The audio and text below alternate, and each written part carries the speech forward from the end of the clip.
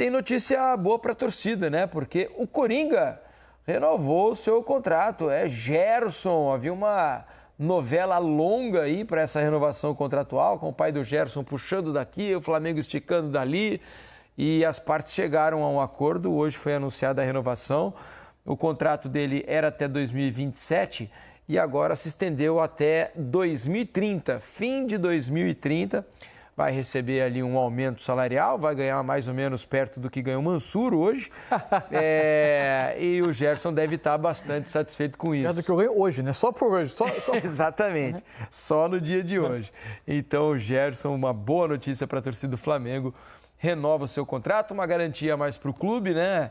Porque caso venha uma proposta milionária aí para o Gerson, a multa sobe um pouquinho. Uma segurança para o jogador também e para o torcedor que vai ver o Gerson por mais tempo ainda no Flamengo. Sim, o jogador que está muito identificado com o clube, né? E acho que no seu melhor momento, não acha, Mansur? Hoje, pelo menos, eu vejo o Gerson melhor do que, por exemplo, em 2019, quando o time brilhou como um todo, mas eu vejo o Gerson mais protagonista hoje do que no tempo do Jorge Jesus, não? Tenho dúvida, mas é possível. Não discordo, não tinha pensado sobre isso, para ser sincero. Mas o fato hoje é que hoje ele é uma referência muito importante do time, né? Quais são os remanescentes de 2019 hoje, né? Ele, Arrascaeta, Bruno Henrique, Felipe Luiz, né? Felipe Luiz, que agora é treinador. Como o Arrascaeta tem tido fisicamente dificuldade, e o Gerson é o jogador que, em todos os jogos, não sobra uma gota de suor no campo por dar. Não tem. Tudo que pode, tudo que ele tem para entregar, ele entrega jogo após jogo. Se encontrou demais nessa função pelo lado direito para dentro. Pode jogar eventualmente como segundo volante. Eu acho que ele é melhor, mais adiantado, inclusive. Sei, acho que o melhor dele. Goleiro, cara, se colocar ele vai bem. E está profundamente identificado com o clube, com essa mistura de qualidade técnica com uma doação a toda a prova ao time. Ele virou referência mesmo. É isso. Um líder, né? Não há ninguém, acho que você vai circular pega um Maracanã lotado, se você for conversando com um por um na arquibancada, provavelmente ninguém vai fazer uma só observação, um só reparo ao Gerson, um jogador muito integrado ao Flamengo. Eu acho que ele está nesse nível altíssimo como ele teve em 19, assim, né? Porque quando o Jesus ele chega e muda ele praticamente de posição, assim, que encontra-se ali vindo de trás para frente como esse segundo homem, ali ele foi muito protagonista. Só que imagina, cara, 6 anos depois, ele está num nível de maturidade realmente, desse entendimento 27 do jogo, anos, está num prazer. Chegando no topo da carreira. No topo da carreira. E eu acho que foi importante esse desfecho, porque senão fica girando, eu tenho contrato, mas você está discutindo, é melhor você poder resolver. E da maneira que resolveu, eu acho que fica leve para todo mundo, não fica cobrança de fora para dentro, com picuinha de alguma coisa. Então, realmente, acho que é justo para ambos, né? Todo mundo se sente valorizado. O clube também está garantido e seguro com ele. E, Jairson, parabéns, meu filho. Isso aí, seguir, porque é gostoso. Guarda dinheiro, viu? Toma cuidado. Já deve ter guardado bastante, né? Porque sempre teve bons contratos. O seguinte, o adversário do Flamengo amanhã, o jogo é no Maracanã, né? Segunda rodada da Libertadores, é contra o Central Córdoba. Pelo menos para mim, um adversário pouco conhecido. Por isso, o Rafael Sibila chega aqui. Porque ele sabe que ele resolveu o time sul-americano. Será que ele encontrou alguma coisa? Encontrou, certamente. E ele vai trazer detalhes. A gente prova para vocês. Chega mais, Sibila.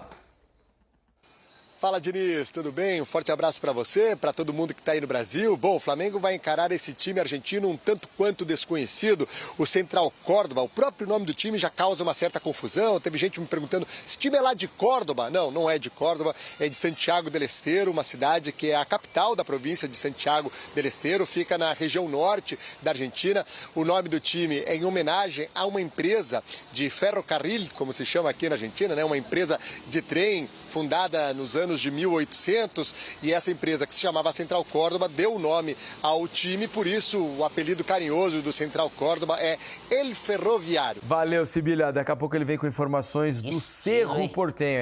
Você viu, né? Eu falei que ele ia trazer muitas informações do Central Córdoba, que é o 6º colocado do Grupo A do Campeonato Argentino. Tem 18 pontos até agora em 12 jogos, 5 vitórias, 3 empates e 4 derrotas. Esse é o adversário do Flamengo amanhã. Não deve ser um jogo fácil, não prevejo um jogo fácil. Jogar contra o argentino nunca é simples, né? E ainda mais depois da experiência do Botafogo hoje contra o cara bobo da Venezuela, que eu achei que o Botafogo fosse atropelar o time venezuelano contra o 6º colocado do campeonato argentino, né? Pelo menos do seu grupo. Imagino que o jogo seja mais duro para o Flamengo, né? Isso tem 50% de aproveitamento, né? Isso. Passou agora por essa questão do afastamento de 2 jogadores, sempre deixa algum tipo de marca. A dúvida é como esse time vem para o Maracanã, se vem para ficar muito fechado e tentar contra-atacar, ou se vai tentar sair para o jogo, porque os últimos 7 jogos do Central Córdoba, o time fez 2 gols só. É um time que tem tido dificuldade para marcar. Não tem sido assim tão seguro atrás. Mas é ver como esse time vai se comportar no Maracanã. Que tipo de jogo, especialmente que tipo de jogo o Felipe Luiz espera. Parece uma loteria, assim, né? Porque você não viu, não tem muita experiência, ainda mais de vir jogar aqui, você não sabe muito o que esperar, né?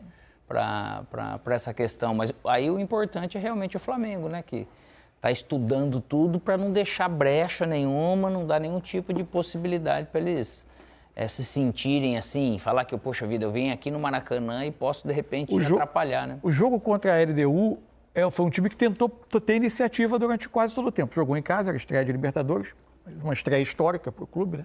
Jogando em casa. Ele termina o jogo com 17 finalizações contra 5 da LDU.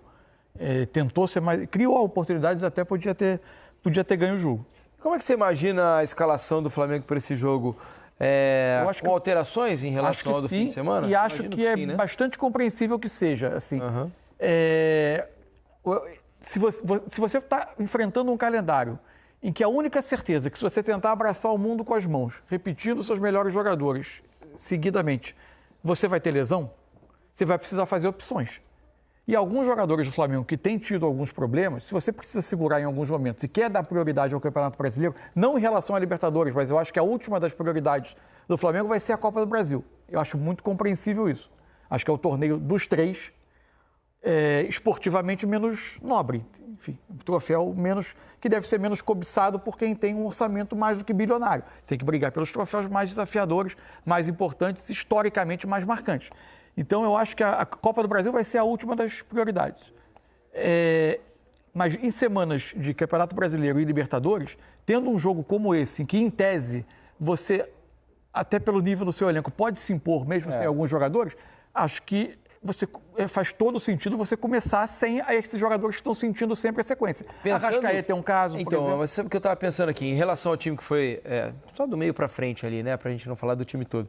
Em relação ao jogo contra o Vitória, né? Lá teve Gerson, Arrascaeta, Everton, Cebolinha e Juninho. Alguns tinham sido poupados no jogo anterior. Isso. E aí, estou imaginando aqui que, de repente, o Flamengo pode jogar com Luiz Araújo, com Gerson centralizado, com Michael e Plata ou Bruno Henrique, né? Ou Plata... Acho mais fácil até ele fazer o inverso. Isso. Se for o caso, o Luiz Araújo por dentro, para não tirar o Gerson do lado direito.